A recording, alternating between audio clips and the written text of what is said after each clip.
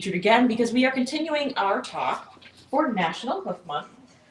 So last week we basically talked about the basics of hoof care and just a few anatomy things. But this week we're delving right into anatomy, hoof care, and mainly 101 for the hoof. That's right. So get ready to learn. Hopefully you will learn something and find it as fascinating as we do. So we're going to recap really quick. So last week we told you that all equines, they are animals on Earth that walk on one toe. Right. So their foot is made up of a single toe. And we're going to show you that on some diagrams. Mm-hmm. And the craziest thing about it is that they need to see a farrier every 6 to 8 weeks for proper hoof care. And that's because their foot is continuously growing, just like your fingernails do. And it's made of the exact same material as our fingernails. It's called keratin. Keratin, same thing that's in our nails and our hair. That's right. Keratin. So that gives us a very nice hard shell. That's what you see when you look at a horse's feet, Right. is the wall. So And that's you might the hoof think, wall. well, it's just a hoof, so it's a wall, it's a nail. What's in there, right? If you look down here, some people might think, oh, it's just nails, just hoofs. That's all right. it is. But the hoof is so much more complex than you might think, and it's amazing. So, right, Dallas, you're going to stand here, and you're going to... He says, did you want me to pick that up? No, you beat it. No, that's You're fine. okay. You don't have to pick it up. So the outside of the hoof is covered in that nice hard keratin material, but then we're going to show you this diagram. This is inside the hoof. So if we remove that little shell that's on the outside that we all see as we walk around the sanctuary and take a look at all of our equines, you'll see that here is their one finger, and it's 3 bones that are put together. So this is inside the foot.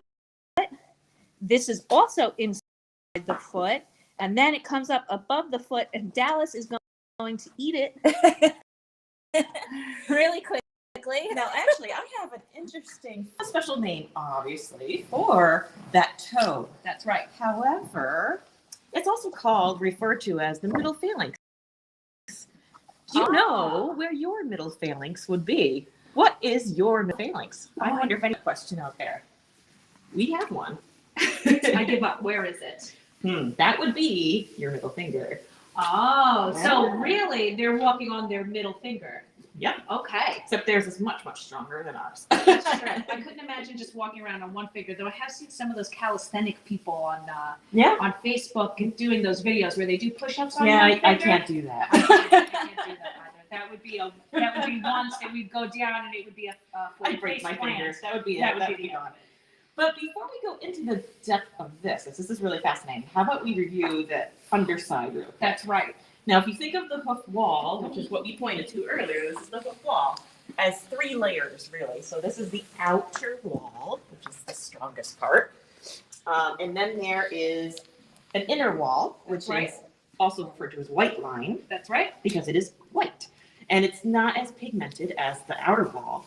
So therefore, it's called white line. And then there's a 3rd layer. Oh my gosh. Which is actually, no, that's referred to as white line. Even though it's not white, it's actually golden color. Oh. So it's the outer wall, and then in between is the inner wall.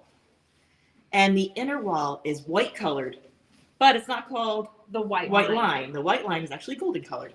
So there's 3 layers to this hoof, okay? And the inner wall, which is white colored,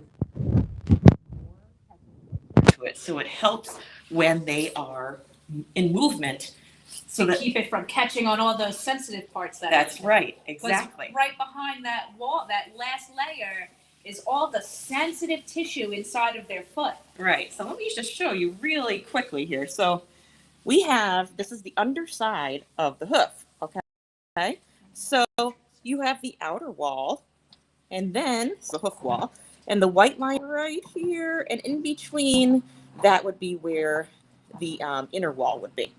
So let me just go over this really quick.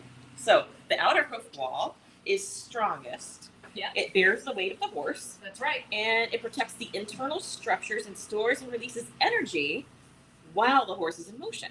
The white colored inner hoof wall, which is not pigmented, is more pliable than the outer wall. And finally, the white line, which is golden colored, helps bond, this is important, the sole of to the inner wall, and also helps protect the pedal bone or the middle phalanx from bacterial infection. So if we look again, the sole is this whole lily pad looking piece. It's all of this in here. And that's all that stands between your horse and whatever he's standing on top of. So that's right. why it's very important.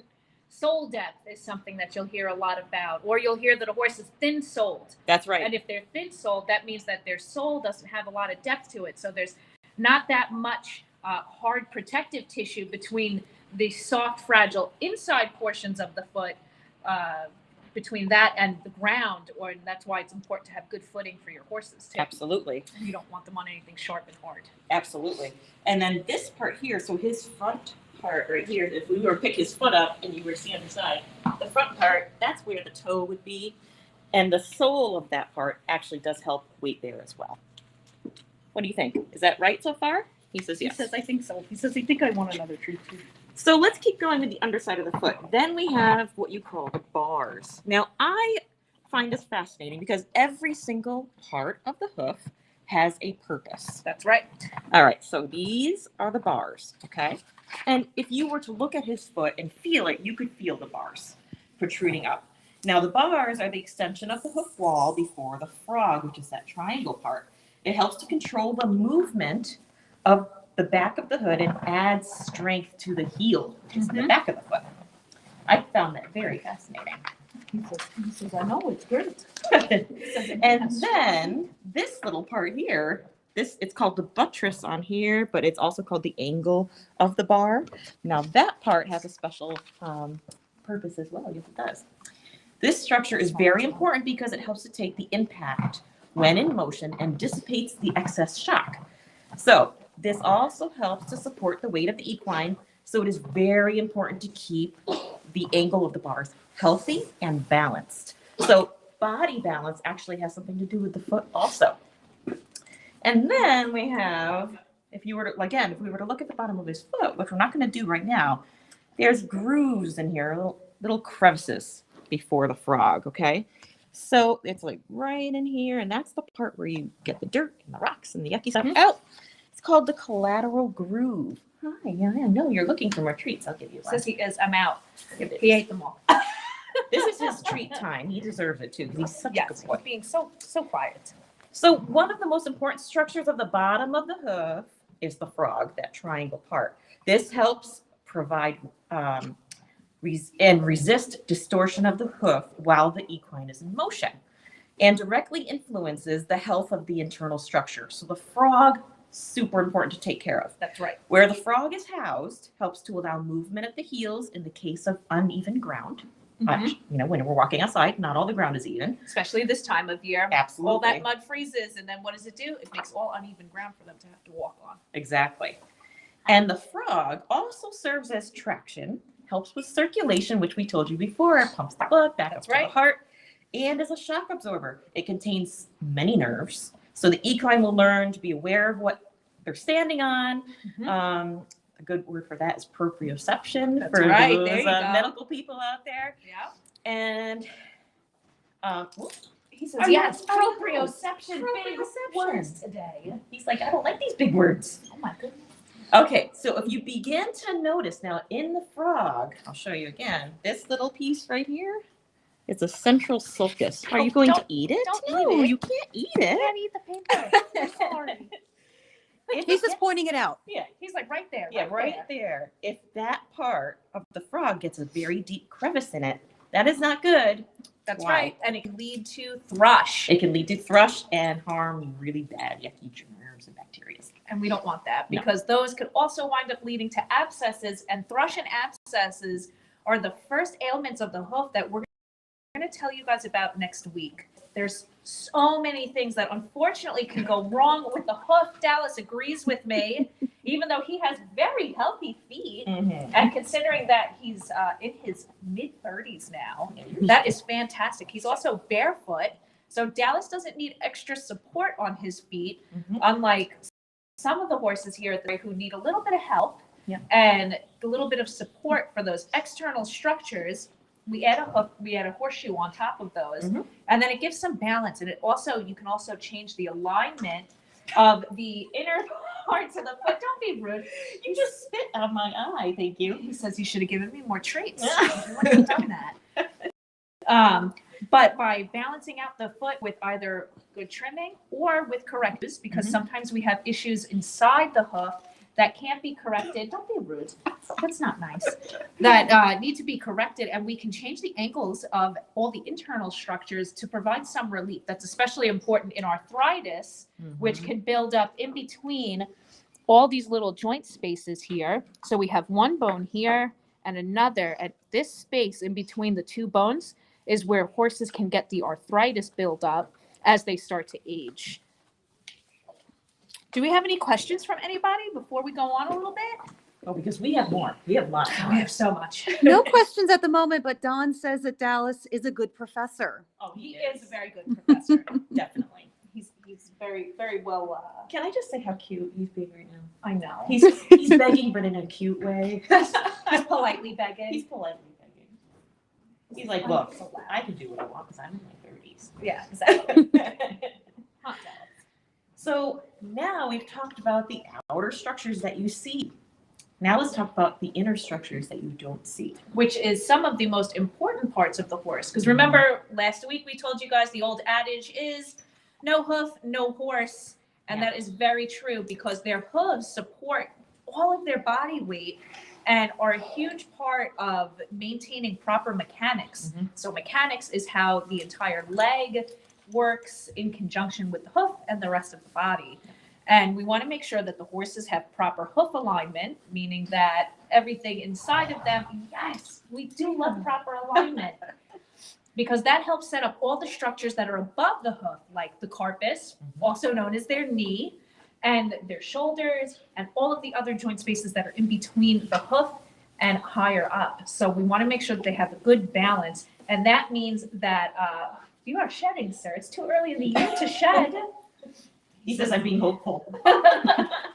Maybe Punxsutawney Phil was wrong, and there won't be 6 more weeks of winter. Maybe.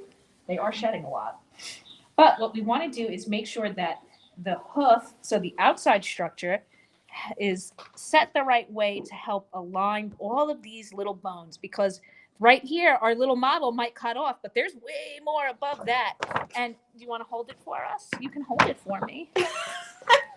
Dallas is going to hold it. Don, you said he's a good professor, and he just wants to show off his skills. Oh, he dropped it. He said, and that's all I have to say about the internal structures of a horse. That's all you get. So each of these internal structures are absolutely fascinating in itself. But just like Melissa was saying about everything being in balance, she's going to show you something right now. Right here, we have something fun to show. So this is going to show you, so we have a normal foot, and then these little lines here, they show off the bones. This means that everything is aligned the right way, and then it has no effect on the tendons and ligaments. It's all normal in here. But see what happens when the angle starts to change. So it's not a nice straight line anymore. Now we have this sharp angle in it, and that changes the way all the bones sit. And then it also changes, so the little squiggly lines here are showing all of your tendons and ligaments, so you can see how this would impact everything. Now imagine as they're moving, we're getting all of this pressure on the tendons and the ligaments, and same thing for here, too straight of a line, and it's going to impact all of this strain on the tendons and ligaments in there. So this is why the hoof is so important, and why having good farrier care is also extremely important. And you have to maintain your farrier care every 6 to 8 weeks. We get our horses trimmed. If they wear shoes, they get new shoes put on. And that's to make sure that we keep everything aligned properly.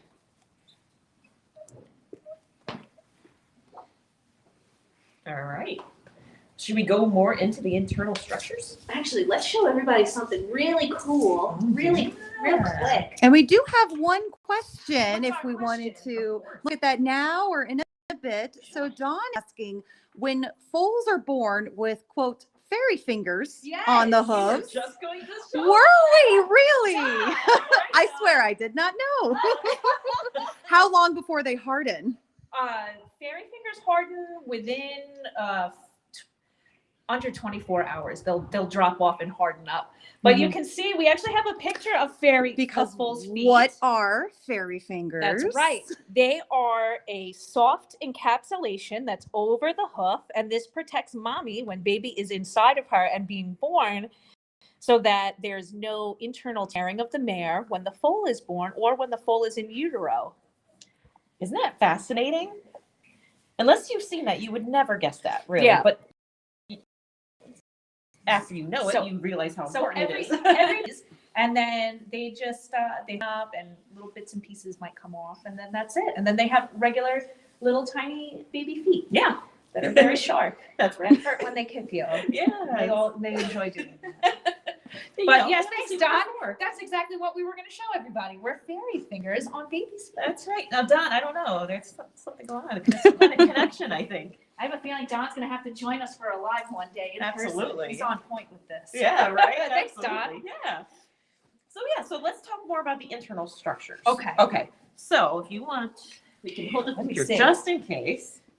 So the cornet band. Should we point to it? We should point to Okay. it. Go Since ahead. Dallas is being so polite. So right here you can see our hoof. So we have our nice hard material, and then it leads into the coronet band or the coronary band, which goes all the way around the hoof. And this is where the hard keratinized shell of the hoof attaches to the skin and the coat of the horse here. And there's actually a fancy name for this really kind of rough. It's actually supposed to be there. You know how we have our cuticles, right? So That's they right. have this kind of like rough, scaly part. That's supposed to be there. It's a protection. It's called the periopal. Oh, Yes. I didn't know The that. periopal. So that's what that's called. And then, yes, that's where the coronet or coronary band would be, which is super important. Okay, so the coronary band is a tough vascular structure that sits on top of the hoof wall. So here's the hoof wall. It's extremely important because it produces the tubules of the outer hoof wall, and this also acts as a bond of strong support to add strength to the inner structures of the hoof. Yep. Which maybe we want to show that other. I don't know. What do you think? It's one. Oh, well, okay. So we're going to show you the very important tissue that's inside the hoof. It surrounds the bony structures and the joint spaces, and it sits right behind the wall. This is from a veterinary college, a veterinary medicine college. It's because this is the blood source of the horse, but there's nothing painful going on in this picture. We're just going to show you the laminae. So we're going to show it briefly to you guys. So just a quick warning. warning for a graphic image. All right. So this is the laminae. This is where the soft tissue that sits behind the hoof wall, and that houses the blood support for the hoof. That's right. That's where the blood supply lives. You have all of your vascular structures there, your capillaries, and there's some veins running through there. And it's extremely important. And the laminae really comes into play. And we're going to talk about this our last week of the month in cases of founder and laminitis. So laminitis is the inflammation of the laminae. Right. So it's very important to understand what that structure is and what it does for the hoof. Absolutely, because as you know, Yes. you can't really. We're telling you all these things for a reason. We have a reason for telling you these things. There's a reason you have to understand each part of the hoof. The hoof has a heavy blood supply It does. from two arteries that run down the back of the legs. Now, this is vital because it helps with new growth of tissues, Yes. dampens shock, and helps regulate the temperature of the hoof. Take off the hoof wall and you will find the laminae that we just showed you. Laminae keeps the hoof wall bonded to the internal structures. That's right. And in really very severe cases of laminitis or founder, you can have hoof wall separation, Yeah. and that's the breakdown of that bond between the two tissues. So that's another reason why it's important to know about these. Mhm. And founder and laminitis are kind of one of the more common issues that you can run into with horse idea. This is just the basic knowledge that we can give you on the anatomy of the hoof And it's important to understand it so that you know how to care for your horses in the long run. Absolutely. Now, as you can see from the other diagram, there are 3 bones inside the hoof structure: the pedal or coffin bone. And that actually helps form the shape of the actual hoof. That's this one. It's the little triangle-shaped bone. And then there's the navicular bone, which is a smaller bone. That's this guy right here, And the short pastern, which is this one right here. Now, the pedal bone helps to give the shape of the hoof. It provides strength and stability and holds all the other structures in place. Underneath the pedal bone is covered by a layer of solar corium that produces the sole of the foot. That's all in here. Cartilage, tendon, ligaments, and highly dense number of blood vessels are either running through this bone or attached to this bone. So that's these lines here. And obviously they don't show you, but it comes all in here. And if you look at an x-ray of a hoof, you can actually see the little holes that are right here. They open up inside this bone and allow the blood supply to run through the bone and all around the hoof. So it runs in a big circle like this. I bet you guys didn't realize how complex that hoof would simple little finger would be. Exactly. And the smaller bone, the navicular bone, is named because it's shaped like a boat, which is where, like I said, it's got its name, aka also known as the distal sesamoid bone. That's right. A tendon passes over it. This prevents over-articulation of the joint of the pedal bone and maintains a constant angle of insertion of the deep flexor tendon, which is on there, Which is on here, into the back of the pedal bone and allows for tilt in the coffin walking on uneven surfaces. So as you can see, that little bone quite a bit. that little bone is very important. There's Yes. actually a disease called Nib syndrome, That's right. which impacts this little tiny bone, and it can cause long-term and permanent lameness in a lot of horses. Yeah, that's not good. Not good. And then finally, the short pastern bone, or I'm sorry, I made a mistake. The short pastern is the middle phalanx, so that's the middle finger. Excuse my mistake, everyone. This is pastern. Yeah. Yep. Oh, short pastern, right here. Looking at everything upside down. So let's see. Then there's digital cushion.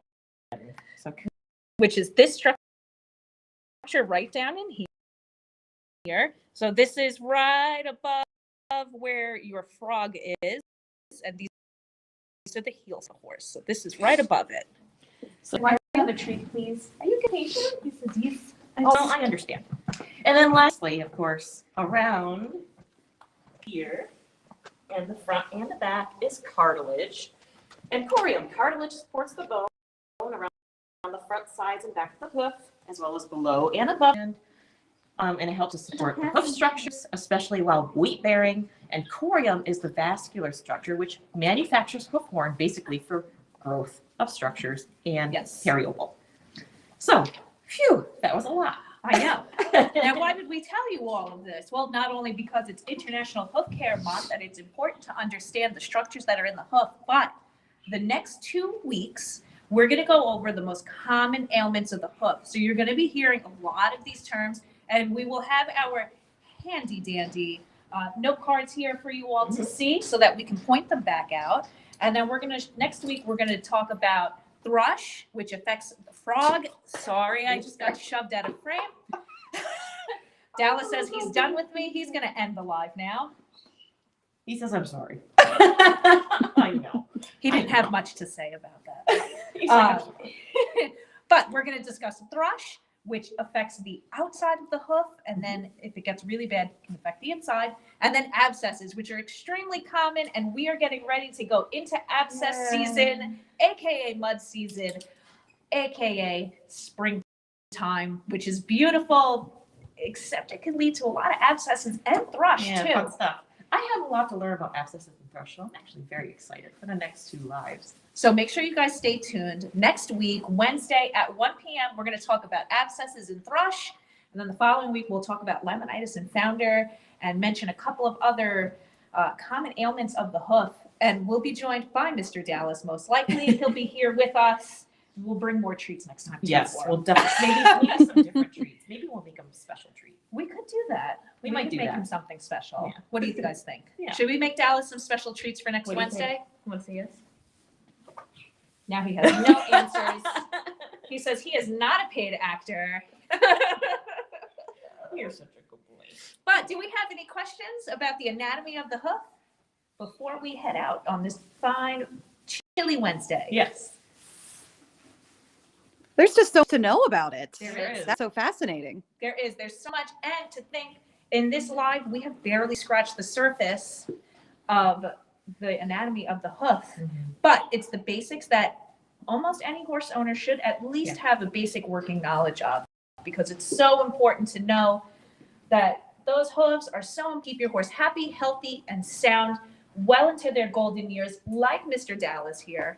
So next week, yes, he agrees. So next week, we're going to talk about all things fun, thrush and abscesses, my two favorite issues. And then we're going to show you guys how to treat abscesses too while we're at it. So All right. we Ooh, will, that's fun. Yeah, I'm so excited. we will see you guys next week. All right. Thank you for joining us. Hope See you next guys time. have a great day. Bye.